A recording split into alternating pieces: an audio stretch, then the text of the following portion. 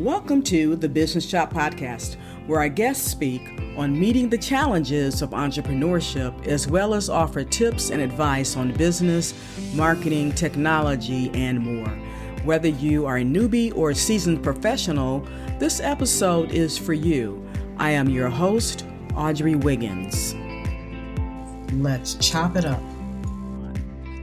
Hello, Chop Squad. Audrey Wiggins, your host, and as always, I'm excited to be with you and excited for my guests. Today, we're going to be entertained at the feet of Lilisa Williams. She's an adjunct faculty member at Hudson Community College, and she is an author, a coach, and consultant. Her brand is, of course, Coach Lilisa, and she's coming to us today from the state of New Jersey. Welcome, Lilisa. Well, thank you so much, Audrey. Thank you, and so glad to be here. And a wonderful welcome. Yes. Yeah, you're welcome. More about Lilisa. She helps her clients to solve lack of motivation, and she empowers them to persist through difficult circumstances. The confident, charismatic, and professional demeanor of Lilisa is no indication when she was actually a high school dropout. She was homeless and living on the streets, but a definitive and powerful vision is responsible for Lilisa's life becoming an awe-inspiring epic account of tragedy to triumph. Supported by her faith in God, a selfless spirit, and a vision to release her inner power, she is on a mission to help the masses do the same. Williams has since earned an Associate's of Arts in Business and Public Administration, a bachelor's in arts and political science, and a master's of business administration. In 2005, she made another educational bold move to enroll in Capella University's PhD program. So she's on track to someday earn her doctoral degree, and I'm standing in agreement with you, Lisa, soon. Oh, yes. Very soon. Okay. Yes. And it all is to help, other women achieve their goals. So more about Lilisa on the other side of this message. Knock out your competition with Altogether Marketing. We elevate your brand. Take a stance with your business name, logo, the tagline, your colors, even the fonts for your business. And then jab left with your website, jab right with core values. Back up with product experience and bring it on with you. Visit altogether.biz and let us help you create a knockout brand. Welcome back, everyone. The astonishing revelation of Williams' success is triggering a media frenzy, and justifiably so. And that's how I caught back up with her. We haven't been in touch with her for a while, and then I read an account on LinkedIn. Lilisa is a solopreneur since 2002. Upon getting her MBA, she decided to start her own business in the field of training and coaching. The national coach, speaker, author, trainer is also a 10-time author. Oh my goodness, I am so jealous. So the rest of us have got to get our first one off, but congratulations on those 10 publications. That is awesome, Lisa. Yes, and this also includes her bestseller, Release Your Power, 8 Strategies for Becoming. I saw that book up there in front of you, Lisa. So you can see that book cover, and becoming who you really are. And she is the host of several radio and TV shows, including her most popular show, All About Entrepreneurs Talk Show. It is an internet-based show. All right. Williams speaks primarily to women, churches, prisons, and organizations where she shares her powerful story of triumph. Very important here. She lends more than encouraging words, though. She inspires all who she reaches. Welcome, Lilisa, soon to be Dr. Williams, to the Business Shop. Thank you so much. So glad to be here. So thankful to have an opportunity to share some insights, experiences, and even some of the challenging triumphs that I encountered on my journey to where I am today. So if it looks like, listening to that bio, you would think, oh, wow, you're doing this great things, or you've done these great things, or you've achieved this and that. But what you don't know is all of the various hurdles and challenges along the way to all those successes. Yes, absolutely. And just before we get there, I want to share this fun fact with you. They're telling a little business here, but at the same time, it's fun that she learned how to ski at 65 years old. I mean, she looks like she's 55. So I don't know. Maybe this is a reversal in the numbers and it's just say 56 something. I don't know. And she went to a resort for the first time. That was yes. What was I thinking? Oh, God. I should have my head examined. Something is absolutely wrong with the Oh, cognitive level when you're oh going my goodness. For your skiing knees, did your knees like fold in or your ankles fold out? for the first time. I mean, it's one thing to say you did it when you were a teenager or a young Yeah, person, yeah. a very, very young youth, and then you go back and do it, 20, 30 years later. But Mhm. to have never done it, oh, okay. So anyway, I guess I wanted to prove how brave I was. Oh, okay, okay. So did you go down a big slope? Was it cross country? What was it? Okay, so the person who would ask a person that's never been before that question, they probably haven't been themselves. Right. Oh, okay then, because if you ever been skiing, you No, know no. at at any age you're not going down that big slope. And I wouldn't care if you were 5 or 25. Right, right. That's for TV. Okay. That's for the movies. No, that's right. Well, that's all. That's always good to know, though, because we have to get out. We have to try things, and That's what I said. it helps to grow. Helps to grow is for sure. Yeah, but there's one other thing I don't want this to get lost on is either because you teach the courses at Hudson Community College. What courses do you teach there? Yeah, so I started teaching at Hudson County, actually Hudson County Community College. We're Okay, one of yeah. those colleges with the 3 C's. Oh, you're right, right, Hudson County Community College. right. So yeah, I started teaching there in 2014, and I teach their principles. I mainly teach principles of management, which is still considered like a first level type of management course, but Mhm. it is different from, say, like your intro to business, which I've also taught that many times as well. Okay. Whereas the intro to business kind of takes you through all the aspects of, say, an organization, whether it's dealing with creating products and services, how you form your business, and how you manage the business, how you structure the business, all of those pieces. What's the economy doing? What have you? Accounting, finance. Whereas the principles of management, you focus just solely on like this, what it takes to be a manager. Mm. What does it mean to deal with management? And so that's what, and I kind of like that because it gives you an opportunity to really delve deep. And you get a whole semester to really delve deep into the many aspects and layers of management, whether you're dealing with the entrepreneurial ventures of being a manager and management, or whether you're dealing with, say, setting goals for your team or your department or your whole organization, because we do cover all the levels of management. And Mhm. we explain the differences between things like being a leader and being a manager and things like that. Okay. All right. Awesome. So being a teacher, but you're also a coach. So how does Exactly. that how do you transition into your coaching? What areas of coaching do you offer clients?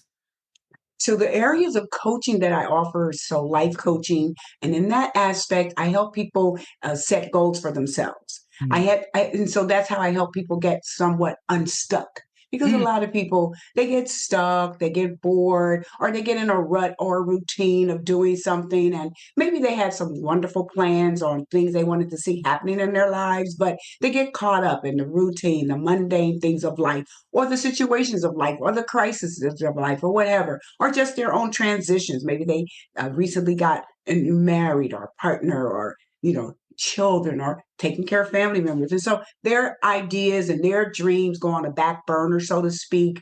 And then when they're ready and it's time to move forward with it, they're a little rusty.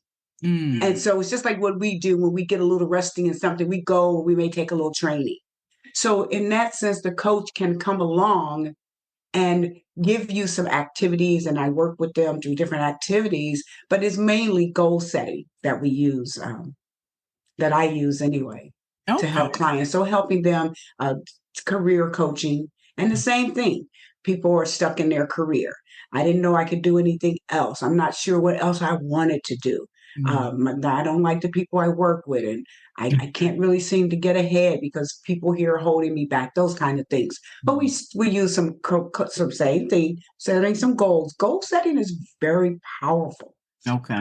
Yes. To coaching people. We definitely use it together, right? So what I was able to do, once I learned about coaching back in 2002, so 22 years ago, when I learned about coaching from Capella University, when I was getting that doctorate, part of that program was a coaching course. So from there, I always from that point on, I just began to align the two together.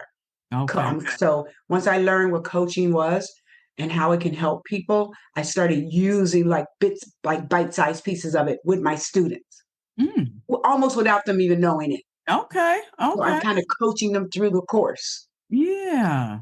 Now, not everybody can do that because not everybody may understand the coaching skills. But once you understand the coaching skills, like I had done, take those courses, get those certifications, you can begin. And guess what? Look at now. All the colleges now have these academic coaches. Yes. It's all the rage now. Yes. Lilisa, what inspired your transition from being a high school dropout to living on the streets to becoming a successful entrepreneur, author, and coach? I think what happened for me, it was always there, right? We let people know all their solutions are always there. The things you really want to do, they're always there. And they were just, sometimes they're so buried and covered with problems and life and just bad things happening to you, good things happening, whatever.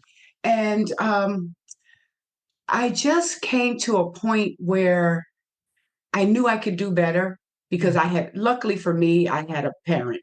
So that's why I'm really into, say, mentoring, and I allow people to call me, quote unquote, Mama Lilisa, because I had a mother, and I know that role she played for me. So even while I was flunking out of school, doing poorly, getting myself out there on the streets and trouble and different things, I had a mother who had always told me, you're living beneath your privilege. Okay. You shouldn't be doing those things. You should be over here studying. You should be doing your schoolwork. And I wouldn't do it, though. Yeah. So she had 6 other children to worry about. She could not just drop everything she was doing and just focus on Lilisa. And she had a full-time job and a husband. 2 full-time jobs, the family and outside.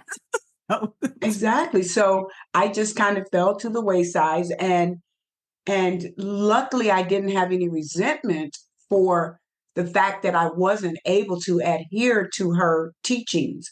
However, it was like a computer chip. They were being stored. Yeah. Like on your computer, you don't use something and it looks like it's asleep, and then you move your mouse and boom, it pops back up. So that's what I was operating as, something that was asleep, like I was sleepwalking, basically. Yes. But I also, that's another reason I do believe in the powerfulness of our words, because the words that she spoke over me, even though at the time it didn't seem like they were taking root or taking hold, but they were. And so when I got to this point where I was like flat on my back with absolutely nothing, that's why I believe sometimes if you don't have nothing, you might be in the best place you've ever been. Wow. Because there's nothing but one way to go, and that's up. But almost like that prodigal son story. You have to just lose everything, because my mother had a good job. We had decent things. We weren't rich. We lived in the projects and things. But the power of her words, you can be this, you can do that, and her sharing her own story about her successes. My mother was she reminds me of a person like you. She was intelligent. She had a good job. She was a reader, and so I had that role model, but I just wasn't taking advantage. But that's what inspired me. For me, that's what it was hitting rock bottom. It's nothing like having that good foundation. Like you said, plant those seeds, and one day they take root. Yeah. Can you discuss your educational journey from earning that associate's and now pursuing that doctoral degree? Yeah, I do believe that education can come in different ways. It's like what we think about with leaders. We say, "Oh, are they born or they learn?" And Mm, so we said that leaders, you could be born a leader, but you can also learn leadership skills. Well, I look at education that way. I used to think that you had to be born smart mm, because I had siblings older than me and younger, and it would okay. seem like they were naturally smart.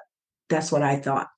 So my educational journey, I would say, started back from when I was, say, maybe like kindergarten, because that's when I had a sister who was 2 grades older. That's when I started noticing the differences that she's been told, oh, she can read, she's a great reader. Then I had one just 2 years behind me. By the time she came into the school system, it was, oh, she can read, she's smart, she's good. So Hmm. I just assumed that that meant I wasn't. Oh, wow. So I think that internal cognitive ability was like kind of shut down. Hmm. So, and I Hmm. continued that in the background, like a subconscious thing, or maybe they call it, I think, like a stereotype threat, something like that, where you try to live up to the expectations that you think people have of you. Yeah. And so, because I saw them praising them, I thought their expectations of me were nothing. Mm. So I tried to live up to that, and I did a good job of it. And so when I got so my education, so I that's how I thought about education. I didn't think anything of it. I didn't think it was So great, why try? wonderful. And I didn't no, I dropped out of school. That's why I stopped going. I stopped going way before I stopped going. I stopped going to Yeah, school, I yeah. think 8th grade. Wow. I would go in the building and would Hmm. find a bathroom and hang out in the restrooms until school was over. Okay. And I did that from like the 8th grade, ninth, 10th, 11th. By the time I got to the 11th grade, I was just tired of doing that. Mm. And I just stopped going. And by that time, I'm like, going on 17. So I'm, grown-ish, had a Right. couple of little summer jobs. So I knew I could kind of make it. And this is back in the 70s. So, there were still factory jobs and, Yeah. decent jobs you could get without diplomas and without degrees and things like that. Hmm. We didn't have all these fancy resumes. So that's how it started. And I would have probably been okay with that. But then there was that root that had taken place inside. And let Yes. me tell you, roots will not let you sleep. Just like the weeds Like, in your what's backyard. bothering me? Yeah. Right. They're gonna bother you. It's gonna Uh-huh. bother you. Like them little weeds out there. Every time you look around, it's something else. And that's Yeah. what it was. So eventually, that little nudge kept being there. And then I would say, luckily for me, um, my academic journey included moving to New Jersey, and then up here, I think is really what helped inspire me even more because you're here, you got Newark, New Jersey, where you have like maybe 5 major colleges. Like all of Newark is like colleges, right? Oh, You got wow. Essex County College, Rutgers University, right next door to NJIT, another major college, and then Yeah. there's like a couple of other little smaller colleges around. That's Never great. mind the fact 2 towns over there's Montclair, another town over there's King. And so I feel like I was inundated with education. Hmm. And I felt like I had to aspire to be like, to do those things. And luckily I did that. I enrolled. And I think also what happened for me was I enrolled and that's how my journey started because that college I enrolled in was a community college. Okay. And the people there just loved on me so much. But it's probably something I had too. I'm sure I had a spark, Hmm. right? I was slightly older than many of the other students because by this time I'm in my 30s. I'm like Wow. 31, 32. Okay. Many of the other students were like, younger at Oh, that yeah. time. Back then, nowadays, the average community college student is like 40, probably. The Oh, average. wow. Yeah, these That's, days. that's interesting. Hmm. Yeah, these days, a community college, we Hmm. used to call it non-traditional student. All Right. of our students are non-traditional in the community college. Okay. But Yeah. that's how it got started in that community college. Again, I was there, Essex County College, and it was some women and it was some men, but those women and those men that were in leadership positions, deans and VPs and all that, these were all people of color for the most part, Wow. 89%. And that's all I could see. It was so I was blown away. Mm. I would just walk around the college looking into offices just to see if it would be another person, what would be the race of the person in there? Because I'm from Wow. Cincinnati, Ohio. It's a Okay. different perspective for Oh me. yeah. Yeah. Wow. So that's what inspired me. And I felt like I had those women and they didn't say it, but I said it. I said to Mhm. myself, if they can do it, so can I. And I do believe that that's the phrase. That to me, that's the magic phrase. That when you, because what happened was then I went to school, I got that degree, and then every time I would take a course, I would learn something new that made me want to continue going to college. Mm. Then as when I was getting my associate degree, then I met this woman whose husband was a lawyer. He needed a secretary. I went to be his secretary. Now, of course, all kinds of inspiration there coming from it. This African American male lawyer with all these lawyer friends. They Yes. all having law degrees and different things. And I was like, oh, I'm getting me a bachelor. And so I went and got a bachelor's degree. And Okay. then while I was getting that degree, I was working on that degree and I ran for public office. And by this time, I'm close to 40. And I just said, let me just keep going. By that time, I went for my master's degree. And that's how the journey, that's how it is. And then, well, actually, no, we'll back up. Then Uh-huh. in 97, I got a job at the college. I wasn't Okay. expecting that. No, I was not expecting. No, no, no, no. There's nobody could have ever paid me to believe I would Right. work at a college. Mm-hmm. And I got my first job. And then that is really what, at that point, when I got my first job, I did have a bachelor's. I had at least my bachelor's degree. Okay. And we were talking about your book here for a moment. So what are some of the key strategies and principles that you share in Release Your Power and the subtitle 8 strategies to becoming who you really are and your journey? You just laid yours out. You've become the person that you really are, and still you're on your path to purpose. So speak to that, the strategies in your book. That's it. I think you're absolutely right. These strategies. So then in 2004, I said, you know what? Let me, begin to put some of these. I began to look over my life to see what are some of the strategies. What are some of the things that I would say were strategies that took me from being homeless, being on the streets, being that high school dropout. So one of the strategies from the book deals with having that made up mind. Mm. So, in other words, it's like if you want to be wishy-washy, it's probably going to be hard to get on a path and get to the end. But you got to have that mindset, that persistence, that determination, that keep on going no matter what. And another strategy in the book is choosing to change. I use change as a strategy. Okay. Because in 1998, I was at a conference in Houston with Continental Airlines. At the time, I was a staffing rep, part of the HR department. We were there for a conference, and then there was one of the speakers there, Dr. David Ulrich. He came and he talked about being these change agents. Mm. And so, what I had started doing in college, the things I was learning in my business degrees and what have you, I would always parlay them into my own personal life. Okay. So whatever they were teaching in the classroom, I was like, oh, let me use that in my personal life. So if they were teaching decision making, oh, let me do decision making. When I was learning algebra and problem solving, oh, let me problem solve in my life. When I was learning parabolas and how something can get so close to the line, but it doesn't touch the line, I would say, Mm. oh, that's what it's like in life when you walk so close to something dangerous, but you don't go all the way in there. So those are the strategies that I try to share in the book so that people can look at their own life and say, hey, let me look at it and let me make an assessment. Maybe I don't need to change some things. Maybe everything's going right. Maybe I'm hitting a home run on my passions. Maybe I'm hitting another home run on my purpose, and I'm hitting another home run on the things that I feel I have the greatest potential to get done. Mm-hmm. Then, okay, and that's fine. Then don't change that. But what about all the other areas? So Yeah. kind of forcing people, like using some coaching strategies, people to look at the other areas. So those are some of the strategies that I use with the book. Mm-hmm. Definitely assessment strategy. Again, another educational business strategy. In education, we do nothing, nothing. I mean, nothing. I can't even lay the pen down without assessing. Did I lay it down the right way? Oh my goodness.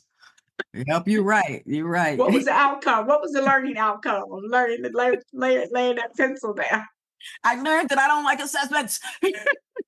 And nobody likes them, but they're the best thing. They're the best thing. Oh my Okay. goodness. Okay. I Yeah. wish I had been taught assessments in the kindergarten. Are you kidding Yeah. me? Yeah. Yeah. What? But that's critical thinking. Yeah. Critical, Critical just to thinking look back skills. because it's Mm, not like assessment is a bad thing. You're just looking to see if you need to make any adjustments or do you need to keep doing what you're doing. But yes. that's how I was able to be successful in those degrees. I looked back, I assessed, I looked back at what I had done to get there, and I says, I'll just keep doing that, studying, doing homework, registering for class, signing up for class, doing my paperwork, doing the FAFSA. You see what I'm saying? Yes. Yes. Definitely. Yes. Assessment. So that's one of the strategies in the book is taking a self-assessment. So how can we get in touch with you, Lilisa, and also where can we find your book? Yeah, so you can get in touch with me several ways. So I have a website. You can go to my website. It's simply my name and with coach in the beginning, coachlalisa.com, coachlalisa.com. I tried to make it as nice as simple. So if somebody can't remember my last name, you remember the first name, and most people Yes. know me as a coach. So they Mhm. can get in touch with me that way. There they have many ways to get in touch with me, whether email, phone, and also through Facebook is one of the areas that I use groups on Facebook. So I do Okay. coaching groups, things like that. I have Mhm. a 52-week empowerment journey. I'm trying to Awesome. empower women to excel, Mhm. empower students to excel. So I like for people to come up to those higher levels. And then the other way is through LinkedIn. I Okay. love LinkedIn. I've been involved with Yes. LinkedIn since somewhere around 2005 when they first Okay. came out. And where can we get your book? And the book, you can get it from my website, Okay, great. coachlalisa.com. You go to website on that first page, you'll see a link. They can get the book there. Um, and if you can't remember any of that, you could probably just Google me and you pages will come up. Because Yes. I'm like you, we've been doing this for a while now, Audrey. Yeah. Okay. So we have a great digital footprint out there. Yes, sure. Yeah. Sometimes too much of one, but Right. yes. I know. Can we pull back some of that information? No pulling back. Absolutely. Yeah, yeah. So I'll definitely appreciate that. And so folks definitely go to Lilisa's website. We'll also have that information in our show notes as well. So they'll be able to find it and just make some clicks and get there. So Yes. yeah, so Lisa, And YouTube. Oh yeah, and YouTube. on YouTube. Oh yeah. You Drop some real nuggets and see you and hear your voice. Yeah. As we close out, is there a nugget or wisdom you'd like to leave us with? Oh, yes. I would like to let you know that where you are is the best place for you to be. Get started right where you are. And I would also say that start small.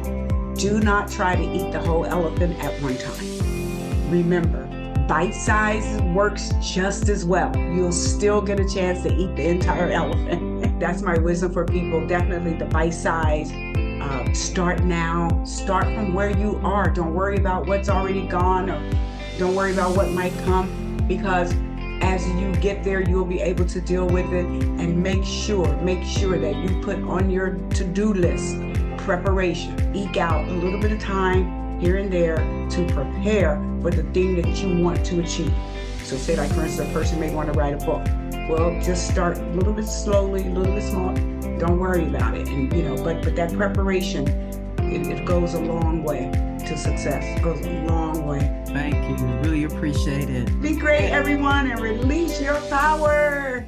Thank you for listening to The Business Shop. We hope that you were able to glean valuable information from our guest and that you will download and share this podcast. Your rating and review is much appreciated. To go deeper with our guests, please visit their website and social channels. To learn more about us, please visit businessshop.info or altogether.biz, where we will help you expand your brand.